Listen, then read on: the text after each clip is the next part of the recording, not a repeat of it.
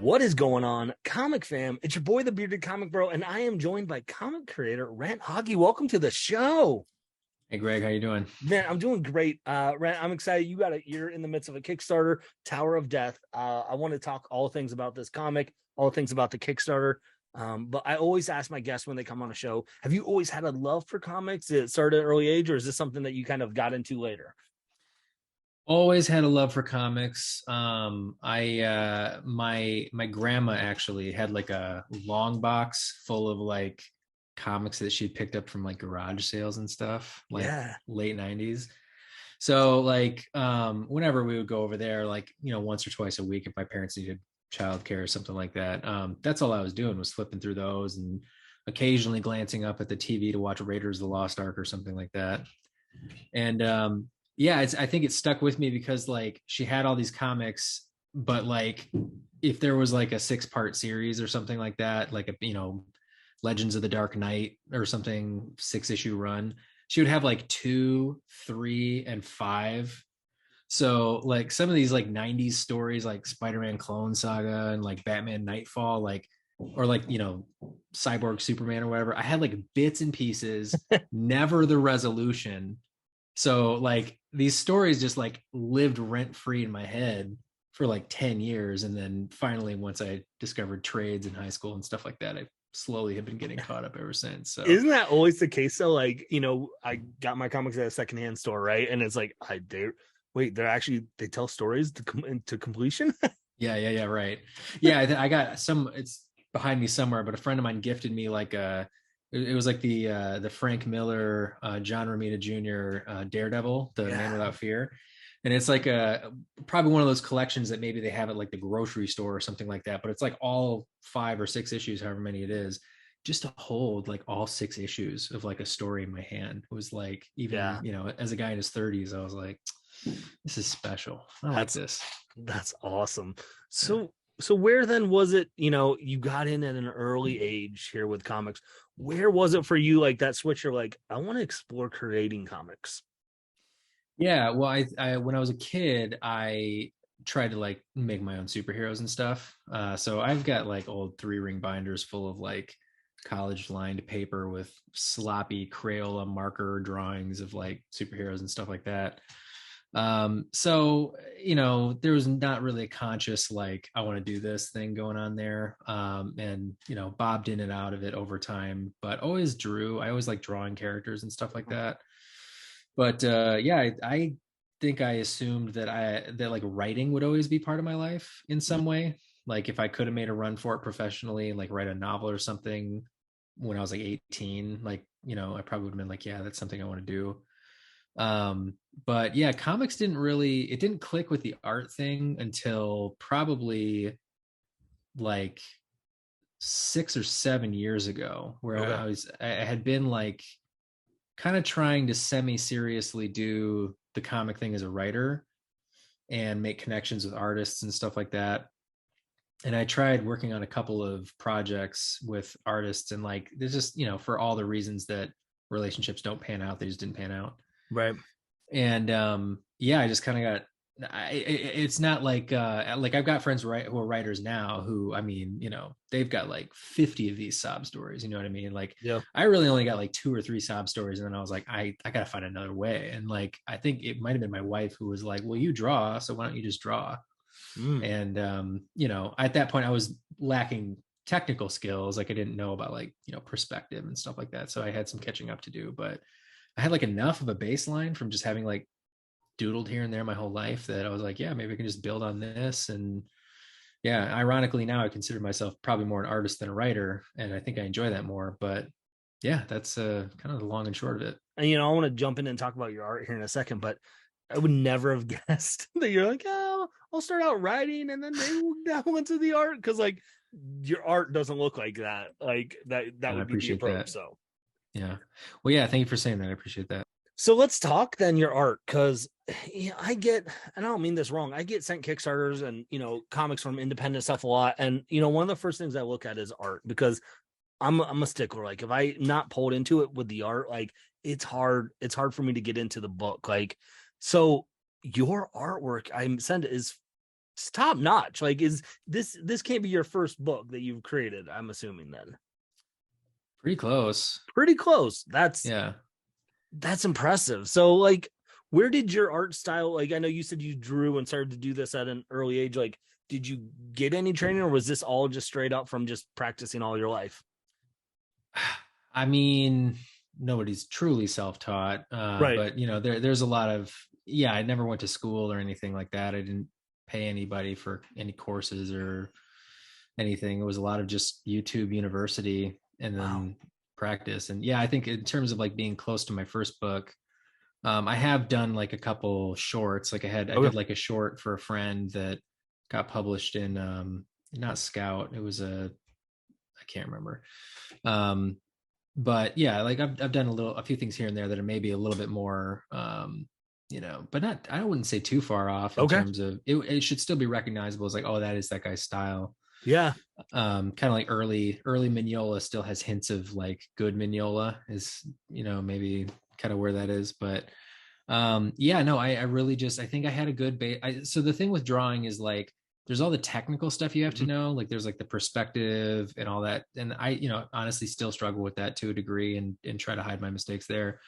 Um, and then like the other end of it is cartooning. And I think that like, if you have to learn something from scratch as an adult, it would be better to learn the technical stuff, because I just think that the catching up is it's a lot easier to catch up on that. I think that cartooning and human expression, like human hands and stuff like that, that's a lot of hours and a lot of shitty drawings before you can get kind of good at that. So Yeah. I think I'm a little bit lucky in that I'd put in a lot of those reps for quite some time before then. Not like perfect all the way, but Yeah.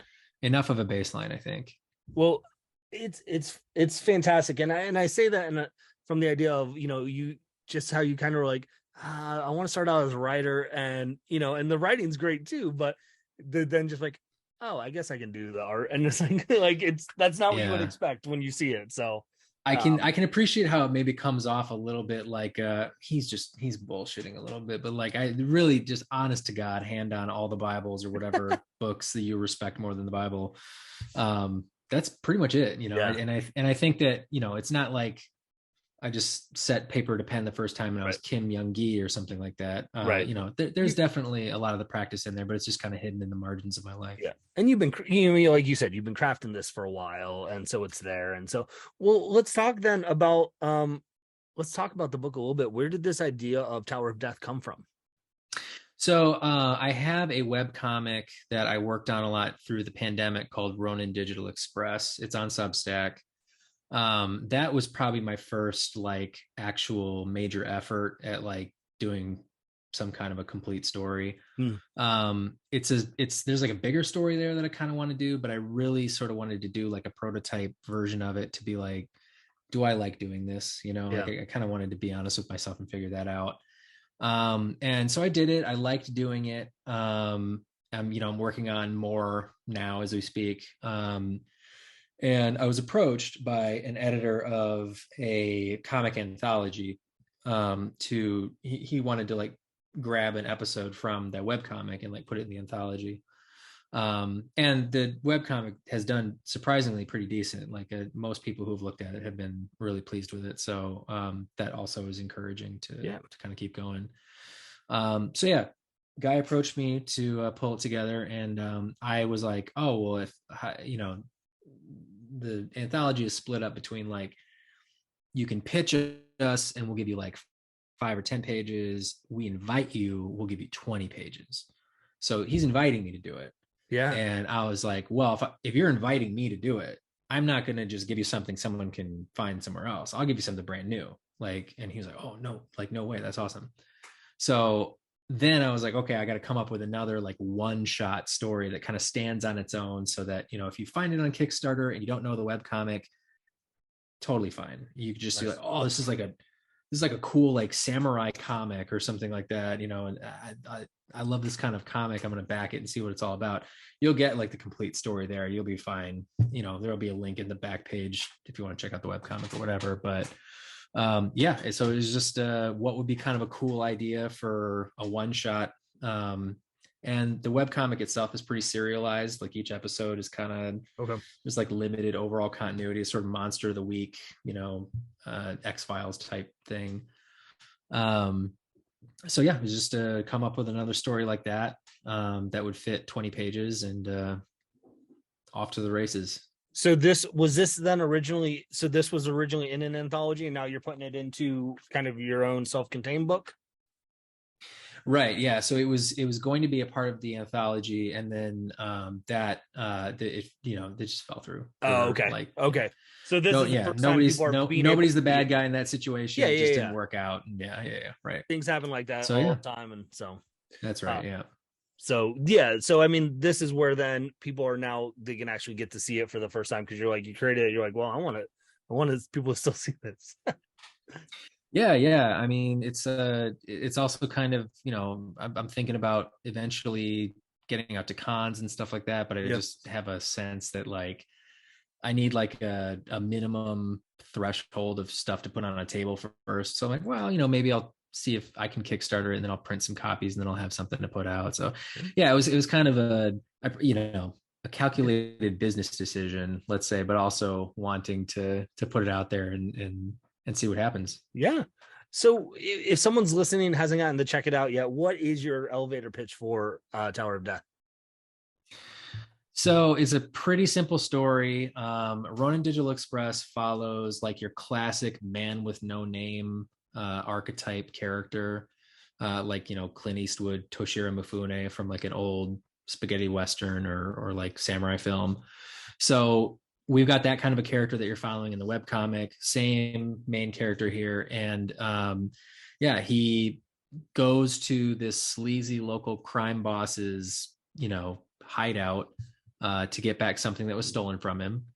And then that's like the first 2 pages is all that exposition. And then for the next 18 pages, it's just nonstop fighting. Because obviously the crime boss doesn't want to turn over the thing, which, it's sort of a mystery what the thing is until the very end. There's sort of like a stinger at the end where it's like, it wasn't the thing I thought, it was something else, like there's kind of that little thing. It's kept a little bit of a mystery what he's actually after there.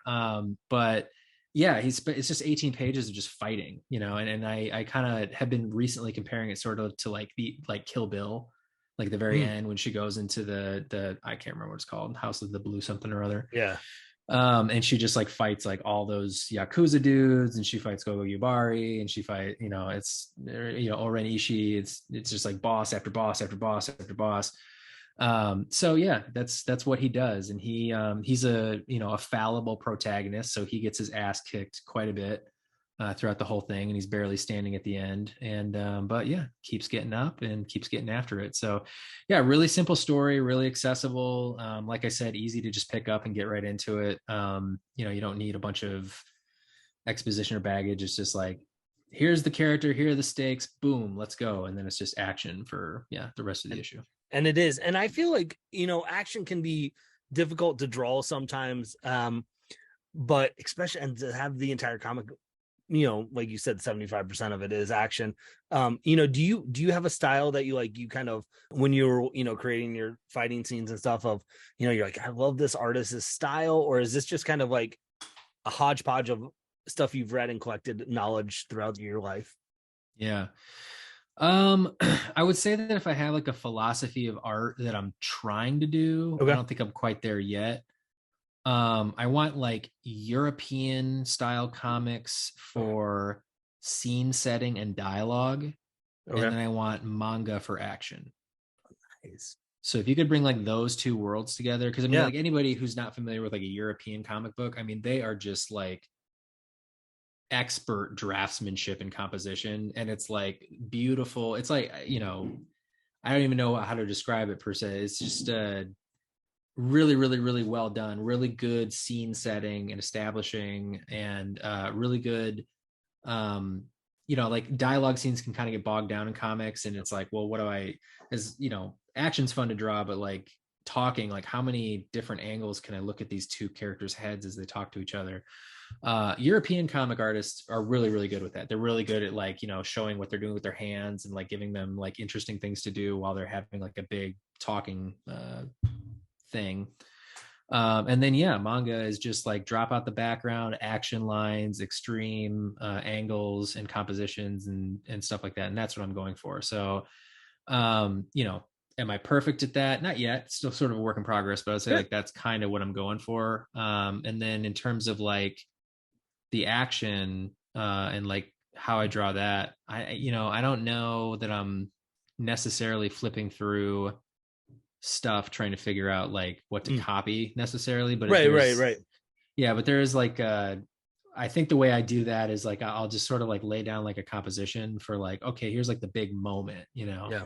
And I'm thinking back to my How to Draw Marvel or Comics the Marvel Way, where it's like, you know, this is really cool and this is boring, you know what I mean? Yeah. So like I've got all that in my head. Um, and then yeah, from there, as I'm kind of iterating the sketching, it's like questions like, you know, oh well, he's on his back foot, so shouldn't he be like, you know, there'd be more weight coming down or whatever, and just kind of to make it look like I didn't trace action figures or something Right. like that. And these characters actually like are making human movements and stuff. So How long is that, like, of is that for you, like when you're sketching it and stuff, like to, because that's a detail that you noted that you said, which I think is really important when you're creating comics and stuff, of like the body like positioning of it, like how much like detail, like you said, of leaning back, there you should be able to sense like the weights on the foot as he's doing a kick. Like, is that just another thing that has been throughout your time of learning how to draw, you know style that stuck with you? yeah, I mean, I think that experience definitely helps. I mean, there's things that I Yeah. look back on that I've drawn, you know, 4 or 5 years ago that I'm like, oh, well, like that's I can see where I screwed up there or whatever. Um, so yeah, I think experience definitely helps in that. I think honestly, the hardest part about it all is like being honest with yourself. Cause I mean, Yeah. like you can sit there and just like work a pose or a panel. I'm running into this a little bit with I'm kind of stuck on a project I'm working on right now because I'm running into this a lot where, you know, you sink so many hours into something, you're trying to save it, you know, and Mhm. they're like, the better thing to do would just be to cut yourself off and be like, this is flawed from the get. I Mm. need to rethink my approach. I need to start over. Knowing when to do that, when to kind of cut your losses and start over, that's the hardest part, I Yeah. think. I mean, being our own critics sometimes is the tough, right? Knowing when to do that and start over and say, you know what, this was just not. So, do you have, because you said earlier that you wanted to get into writing, like you said, like maybe write a prose right off the bat. Do you do you gravitate towards art or writing one way or the other, like one more than the other? I think I'm gravitating more towards art lately. Okay. And it's just because art is like the realization of like, you know, the platonic ideal, and that's kind of cool because you think of all these cool ideas in your head, and then to be able to just bring it to life with your own hands is really, it's very special. Like I know there are like I have writer friends who talk about like the buzz that they get when they get pages in their inbox from an artist, you know, seeing someone else's take on what they wrote is really exciting for them. I have the opposite problem. I want to see it the way I have it in my head, and that's why I did the crazy thing of going and learning how to draw and all, you know, because I wanted it my way, right?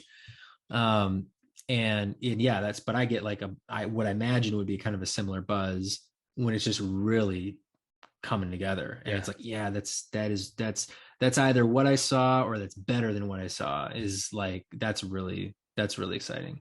On the flip side, if things are really going to shit, that's very disappointing, and you need to really kind of access deep character fiber to pull through that stuff. Yeah, I can imagine for sure. Because it is a balance, right? Trying to find of I've talked to creators that do both, Mhm. writing and drawing. And so I always love to get that perspective, because some are like, I love to see what other people would do, or go, I'm not the right person for this book.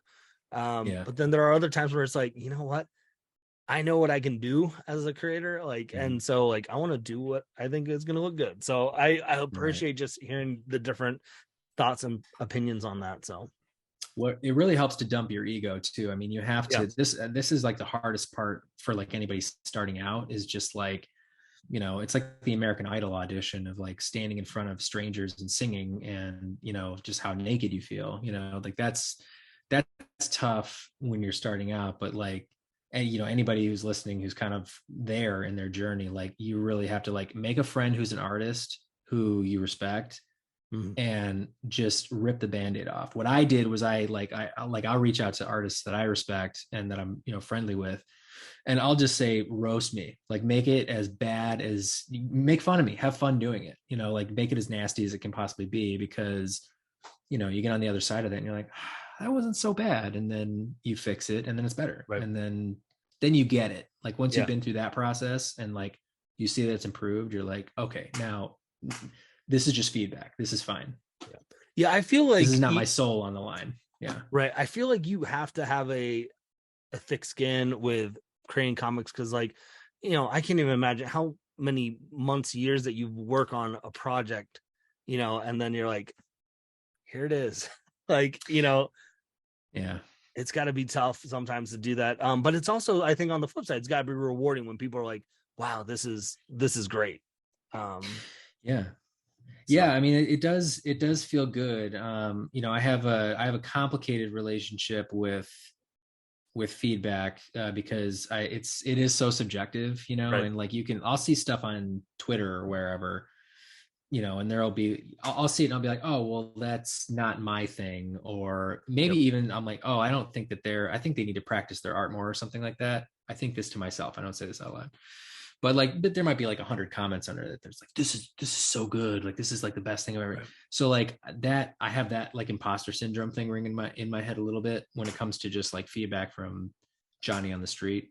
But if I get good feedback from somebody that I really respect, especially if it's private feedback, then that's very much like, oh, okay, you really mean that. That's really special. Well, I like what you mentioned about that art subjective, because you know, I get sent review copies and stuff a lot, and it's been my go-to of I'm just like, I'll say like the art's not for me, which Yeah. doesn't mean it's bad, because who am I to dictate what's good art and what's bad? Like, Yeah. you know, so because it is so subjective. So I appreciate that, you know, that take of like what work, because I've seen some people praise something. I'm like, really?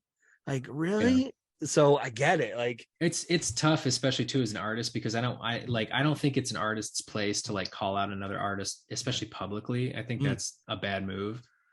But if I'm asked for feedback and I think that there's like technical skills that need sharpening, I will say that, because I do think that stuff matters, and there are some things that are not subjective. You know, there are things that are more subjective than other things, I guess, and things like technical ability, I think, are, you know, that's like, right. there's no excuse not to have that, because you can practice and get better at that. Like anybody who has some artistic talent can get better at that. So that's like going back to the being honest with yourself thing, where it's like, no, you need to just work this more. You'll get there, but you got to work this more. Yeah. But yeah, I mean, there's a lot of stuff too where it's, if 100 people are in the comments and they love it and they're buying it, what do I know? You know, Right. there's something there for everybody.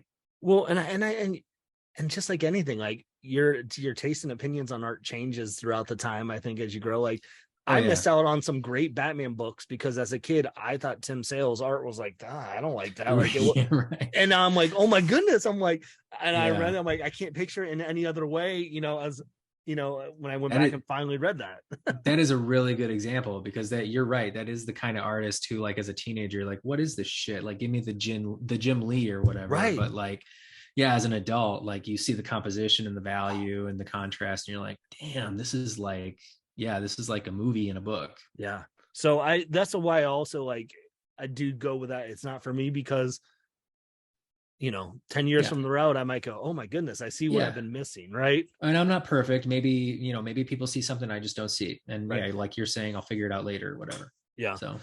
So Back to, you know, your book, and because I love talking about art and comics, so I can go down rabbit holes. But yeah, me too. I'm very tangential. so Let's not get too lost together. Let's never go on a hike together. no, let's not. We're just like, oh, this is bad. So What's that bush? Yeah.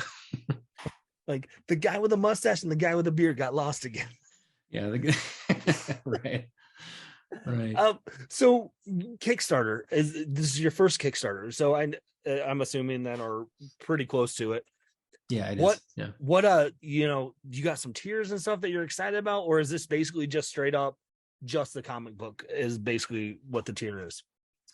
I mean, like the tier system is pretty basic. Okay. Yeah, there's like the digital version, there's a print copy version, and then there's a couple on top of that where like I made like, a bonus print. So it's gonna be like manga size, like a manga size book. Okay. So there's like a tier where it has like a, full comic page like print of like a separate piece of art that's not in the book anywhere, like an alternate cover, and that's in color. And then yeah, there's like, you can put stickers in there, like a bookmark.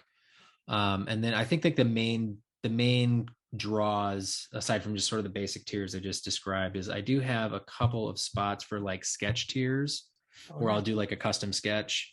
I don't do commissions typically because I just don't have time for them really. And if I'm going to draw, I tend to want to draw something for myself. So like work on my own comic or something like that. Right.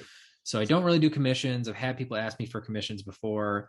If you want a commission, this is probably the closest you're going to get for at least a little while. Yeah. And like I said, it's going to be like, a sketch on a piece of paper, not like full commission type thing.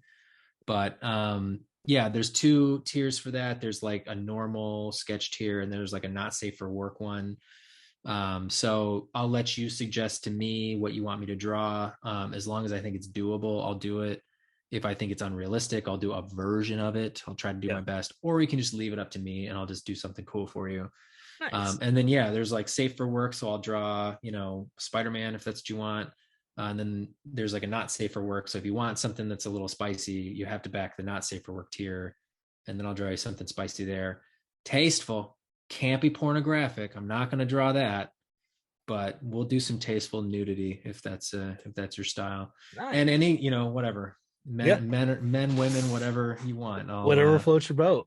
I'll draw whatever you want if you're giving me money. So that's so cool.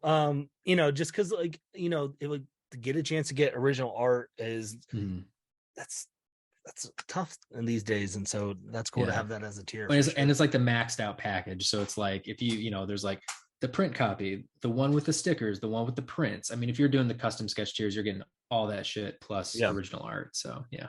So I know you said this is came from the world of your webcomic, the Ronin Digital. Is this, are you still working on the webcomic currently, or are you kind of now shifting? Are we going to get more in this world, I guess is what I'm thinking, like physically, or what are you working on then? Let's say that. Yeah. Well, so the webcomic, like it's on Substack. Like I said, I sort of have done like a prototype season 1 kind of a thing. That's all on there. I haven't updated with anything new for a little while because I've been working on this and something else. Right now I'm working on another comic that I'm going to publish for free on Substack. That's like a Yojimbo Fistful of Dollars crossover. Okay. So I'm actually going to take the characters played by Toshiro Mifune in Yojimbo and Clint Eastwood in the Dollars trilogy, and I'm going to make them team up. So I can't pitch that to anybody because that violates lots of copyright. All I can do is give it out for free. So yeah, full graphic novel that just hypothesizes what if these two guys were teamed up in a movie in the 60s, and played those characters. So that's going to happen probably in the fall. That's what I'm working on right now. If I can get unstuck from it. And then, after in the background of drawing that, because that's all written and stuff, I'm just in the middle of drawing it. In the background of drawing that, I'm working on story arcs for more of the webcomic, which I think will come back on Substack early next year, hopefully. And once that comes back, that's going to be like a story with like continuity and like longer story arcs and that kind of a thing. That'll be more like, the Berserk version of this story instead of the episodic stuff that we're doing right now. Okay. Well, before I let you go, you've said manga has influenced your style a little bit. As someone who has not dug into that world, do you have a recommendation of like someone you're like, ooh, like you're new to manga? What would you recommend? Yeah. So I'm not a widely read manga person Okay. because I think like a lot of manga is, and same with like a lot of anime, like there's a lot of like really adult anime Yeah. that we don't hear a lot about. And then there's a lot of like anime that's for like, teenagers and stuff like Yeah. One Piece and, Naruto and stuff like that. And like that stuff's all fine. I'm not like shaming that stuff, but there's like serious, gritty, like hard to swallow anime out Yeah. there that we just don't get very much. So those are the corners of anime I play in. Same with manga. I'm not typically, you go to Barnes and Noble and you see like the shelves of anime Right. or of manga. Most of that I don't really read either. Um, so what I would put to you to try out though is Vagabond. Okay. So it's just Vagabond manga. If you Google that, you'll find Okay. it. It's written and drawn by I think his name's Takahiko Inoue, Okay. and he's like probably one of the premier manga artists in Japan. He did like another manga that's about basketball. That's like the highest selling sports comic in history. Yeah. So if you like sports, check, you can check that one out too. But Vagabond is the story is it's like the semi-fictional story Musashi, the Japanese swordsman. Okay. So if you like Ronin Digital Express and like Yep. the sword fighting and samurai stuff, Vagabond is like that's the altar I pray at for Okay. this. Okay. All So right. that's really good shit. And then there's the like if you haven't read Akira, like you got to make that right. Yeah. So there's those obvious ones, but yeah, if you're looking for kind of like the slightly more offbeat recommendation, it would definitely be Vagabond. Nice. Well, see, I always want to grow and learn. So, at some point I'll dip my toe into that world. But this is so we talked about what you got coming up, what you're working on. Mhm. Where can people follow you and see what's happening? Yeah, so I just tell people to Google my name, Rent Hawkey, because nobody else that I'm aware of has that name. So I have all the first page Google results. You'll find Twitter, Instagram, Reddit, whatever. I would say the main places I'm spending my time lately, it's mostly Substack. So, I have a newsletter there. And that's typically where I'm updating on like, hey, I'm not dead. Here's what I'm working on. And I do like different things there. Like I'll do exclusive pieces of art that I don't share anywhere else. I'll do mini comics I don't have anywhere else to put. If I have like a comp or something like that, like I did like do some commercial illustration. So if I have like a vinyl album or something that I drew and I've got like in my extra copy, I'll give it away to somebody, so like I just a lot of random Nice. stuff like that. Yeah. And then yeah, Ronin Digital Express is there. If you want to subscribe to that, there will be more coming eventually. And then yeah, I think the other Fistful of Yen is the Clint Eastwood Toshiro Mifune thing I mentioned, and that's Okay. Yep. also on there. So yeah, if you find me on Substack, it's probably the main place I'm hanging out. But I mean, you find me pretty easily, just typing my name into Google, and then you'll find my link tree somewhere, and it's all there. Nice. Yeah. Well, Rent, thank you so much just for taking some time to talk about comics with me. I'm excited to back this and get that physical copy in my hands because and I think people are gonna dig this. So if you're listening to this interview at any point, you're like, that sounds like something I might like to check out. You should. Yeah. Anybody who's like, yeah, manga, samurai stuff, westerns, anime from the 90s, if any of those concepts vibe with you, you'll probably like this. So yeah, but yeah, thank you for having me on. I always love meeting new people in comics, especially people who are donating their time to talk to creators like me. Yes, So really absolutely. appreciate you having me on, and yeah, I really appreciate the chat. Yeah, no problem. So, gang, again, links to Renton's video, to the Kickstarter, to Substack stuff will all be linked below in the video, or if you're listening, via podcast, it'll be on there as well in the description. Go support it. Go check it out. But as always, gang, hopefully you can find some time to curl up, grab a book, and nerd out. Peace. See ya.